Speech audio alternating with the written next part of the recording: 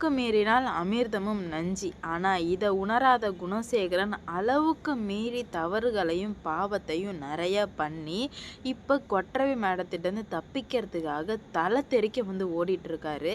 அவ்வளோ வயசான மனுஷன் என்ன பண்ணுறாரு அப்படின்னு பார்த்தீங்கன்னா, இப்போ கொற்றவை மேடம் குணசேகரன் இருக்க இடத்துக்கு போயிடுறாங்க. போனதுமே வந்து குணசேகரனோட பின்னாடி கொற்றவை மேடமோட பார்க்கவே வந்து கண்குள்ள காட்சியாக இருக்குது. ஏன்னா குணசேகரன் எப்படியாம்பட்ட மனுஷன், அவரை வந்து ஓட விட்டாங்களா கொற்றவை மேடம்.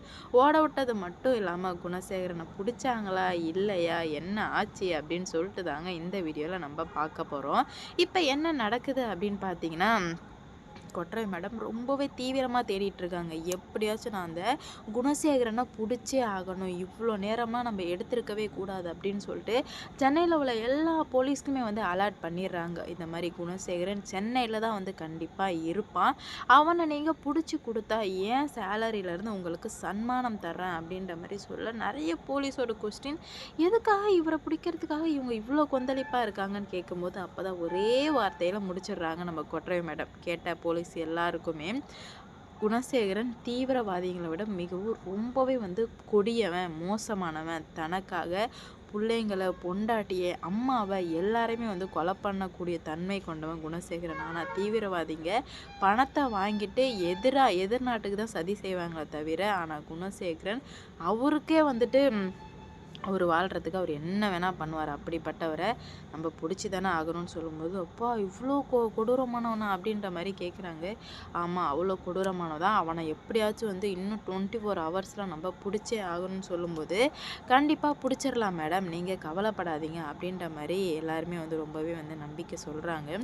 அப்போ தான் வந்து கொற்றவை மேடத்துக்கு அந்த அனௌன்ஸ் பண்ணி ஒரு 2 மணி நேரத்தில் ஒரு ஃபோன் கால் வருது. வந்ததுமே வந்து இந்த மாதிரி இந்த இடத்துல இருக்காங்களாம் அப்படின்ற மாதிரி தெரிஞ்சிடுதுங்க.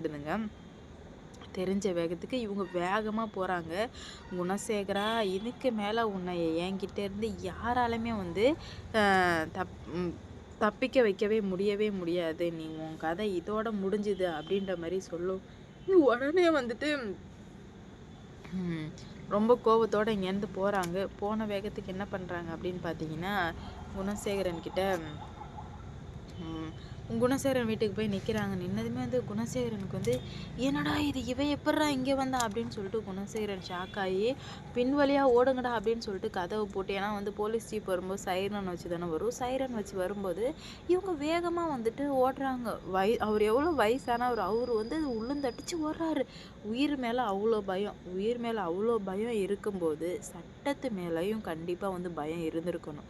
நம்ம இவ்வளோ தப்பு பண்ணால் கண்டிப்பாக நமக்கு தண்டனை கிடைக்கும் அப்படின்ற மாதிரி ஒரு சின்ன மனசுக்குள்ள அந்த ஒரு எண்ணம் இருந்திருந்தா கூட குணசேகரன் இவ்வளோ கொலை பண்ணியிருக்கவே மாட்டார். ஆனால் எந்த ஒரு இதையுமே நினச்சி பார்க்காத நம்ம தான், நம்மளை எதிர்த்துக்கு இந்த உலகத்தில் ஆளே இல்லை. அது நம்மளன்றதை தாண்டி பணம் இருக்குது நம்மக்கிட்ட, பணத்தால் எல்லாத்தையுமே வாங்கிடலாம், பணத்தால் எந்த தப்பு பண்ணாலும் மூடி மறைச்சிடலாம் அப்படின்னு நினச்சி தான் குணசேகரன் முட்டாள்தனமாக இருந்துட்டார். ஆனால் பணத்தை தாண்டி நீதி, நேர்மை, சட்டம்னு ஒன்று இருக்குது. அப்படி இருந்ததுனால தான் குணசேகரன் இன்றைக்கி தலைதறிக்க வந்து உளுந்தடிச்சிட்டு ஓடுறாரு. அவ்வளோ தப்பு பண்ணும்போது யோசிச்சுருந்துருக்கலாம், நம்ம இவ்வளோ தப்பு பண்ணியிருந்தக்கூடாது, கண்டிப்பாக வந்துட்டு கடவுள் நமக்கு தண்டனை கொடுப்பாரு, சட்டம் நமக்கு தண்டனை கொடுக்கும் அப்படின்ற மாதிரி கொஞ்சம் யோசிச்சிருந்தா கூட இவ்வளோ தப்பு பண்ணியிருக்க மாட்டார். ஆனால் இப்போ குணசேகரன் ஓடுறத பார்க்குறதுக்கே அவ்வளோ கண்குளிராக இருக்குது. உடனே நம்ம கொற்றவை மேடம் வேகமாக ஓடுறாங்க.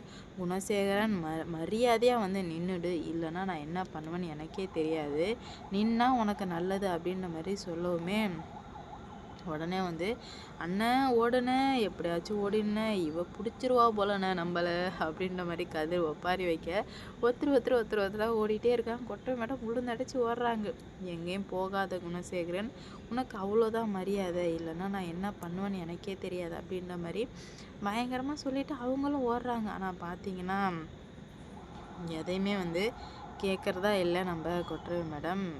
இவங்க உளுந்தரிச்சு ஓடும்போது ஒரு கட்டத்துக்கு மேலே வயசான ஒரு இளம் வயசாக என்ன, ஒரு கட்டத்துக்கு மேலே மேடம் போய் பிடிச்சிடுறாங்க.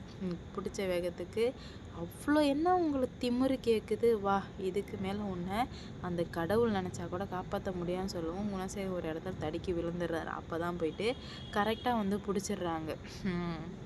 பிடிச்ச வேகத்துக்கு நீ ரொம்ப தப்பு பண்ணிகிட்ருக்க, நீ இதுக்கு கண்டிப்பாக வந்து அனுபவிப்ப அப்படின்ற மாதிரி சொல்லவுமே நான் அனுபவிக்க போகிறேன்னா, நான் அனுபவிக்கிறதுக்கெலாம் வாய்ப்பே கிடையாது. என்னால் எப்படி வேணால் தப்பிச்சு வர முடியும். அப்பயும் குணசேகரன் டைலாக் சொல்லவும் வச்சாங்க பாருங்க கொற்றை மேடம் ஒரு அடி. வேற லெவல். குணசேகரனோட கண்ணும் அப்படியே தொங்கி போயிடுச்சு. அவ்வளோதான், நம்மளை முடிச்சு விட்டீங்க போங்க அப்படின்ற மாதிரி குணசேகரன் வந்து ரொம்பவே வந்து இதாகிட்டார்.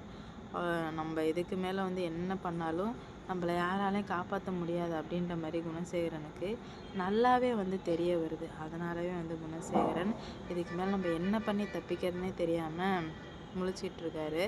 அப்போ தான் கொற்றை மேடம் சொல்கிறான், கதிர் வந்து கதிர் வந்து தப்பிச்சிட்டாங்க பார்த்தியா, உன் கூட உள்ளவங்க எல்லாருமே வந்துட்டு தப்பிச்சு போயிட்டாங்க. இதுக்கு மேலே நீ எப்படி தப்பிக்கிறேன்னு நான் பார்க்குறேன் அப்படின்ற மாதிரி சொல்கிறாங்க.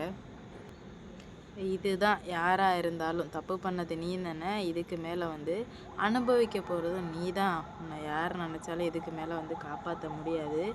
உன் கதை முடிஞ்சு மிஸ்டர் குணசேகரன் அப்படின்ற மாதிரி சொல்லவுமே, நீ உனக்கு என்னை பற்றி தெரியாமல் நீ பண்ணிகிட்ருக்க, இதுக்கு எல்லாத்துக்கும் காரணம் நீ மட்டும்தான் எனக்கு நல்லா தெரியும். உனக்கு கூடிய சீக்கிரம் நான் மிகப்பெரிய ஆப்பு வைக்கிறேன்னு சொல்லவுமே, உன்னால் என்ன ஆப்பு வைக்க முடியுமோ தாராளமாக வச்சுக்கோ, ஆனால் இதுக்கு மேலே உன்னால் ஒன்றுமே பண்ண முடியாது அப்படின்ற மாதிரி சொல்கிறாங்க. பார்க்கலாம் யாரால் யார் என்ன பண்ண முடியும் அப்படின்ற மாதிரி பார்க்கலாம் அப்படின்ற மாதிரி சொல்கிறாங்க. ஆனால் கண்டிப்பாக வந்துட்டு குணசேகரன் என்ன பண்ணுறதுனே தெரியாமல் முழிச்சிட்ருக்காரு. இந்த கோவில் எங்கு உள்ளது என்று தெரியுமா அப்படின்ற மாதிரி குணசேகரன் தேவையே இல்லாமலாம் பேசிகிட்ருக்காரு. அப்போ தான் வந்து இது என் கதை விமர்சனம் அப்படின்ற மாதிரி நிறையா வந்து சொல்லிகிட்ருக்காங்க. ஆனால் பைத்தியம் மாதிரி பேசுவோம், பைத்தியம் மாதிரி நடிக்கிறாரா இந்த மாதிரிலாம் சொல்லவுமே உடனே வந்து என்ன நடிக்கிறியா அப்படின்ற மாதிரி கொற்றை மேடம் கேட்குறாங்க. நான் ஏன் வந்து நடிக்க போகிறேன், எனக்கு நடிக்கணும்னு எந்த அவசியமே கிடையாது. நான் வந்து நடிக்கவும் மாட்டேன், போகவும் மாட்டேன். உன்னை அழிக்கிறதுக்காக நான் வந்தவனா, அப்படி இருக்கும்போது நான் எப்படி நடிப்பேன் அப்படின்ற மாதிரி டயலாக்லாம் விட்டுட்ருக்கவும் இவங்களுக்கு கோவம் வருது. நீ என்னைக்கு தான் திருந்துவா அப்படின்ற மாதிரி கேட்குறாங்க. ஆனால் வந்து திருந்துறதுக்கு எந்த வழியுமே இல்லையே. அதனாலே வந்து இப்போது பல பிரச்சனைகள் வந்து நடக்க இருக்குது. என்ன பண்ணுறது போகிறதுனே தெரியாமல் வந்து முழிச்சிட்ருக்காங்க. குணசேகரனோட கதை இவ்வளோ சீக்கிரமாக முடியும் அப்படின்ற மாதிரி நான் கொஞ்சம் கூட எதிர்பார்க்கவே இல்லைங்க. பார்ப்போம் என்ன நடக்க போகுது, எப்படி கொண்டு போகிறாங்க அப்படின்னு சொல்லிட்டு. இந்த வீடியோ பிடிச்சிருந்தா லைக் பண்ணுங்கள், ஷேர் பண்ணுங்கள், மறக்காமல் சப்ஸ்கிரைப் பண்ணிக்கோங்க. அப்போ தான் நான் போடுற வீடியோ நோட்டிஃபிகேஷனாக வரும். அடுத்தடுத்து என்ன நடக்க போகுது அப்படின்னு சொல்லிட்டு வெயிட் பண்ணி பார்க்கலாம். கூடிய சீக்கிரம் எல்லாத்துக்குமே ஒரு அழிவு கண்டிப்பாக வரதாங்க போகுது. குணசேகரனுக்கு வரப்போகுது. பார்க்கலாம் என்ன நடக்க போகுது அப்படின்னு சொல்லிட்டு. இந்த வீடியோ பிடிச்சிருந்தா லைக், ஷேர், சப்ஸ்கிரைப்.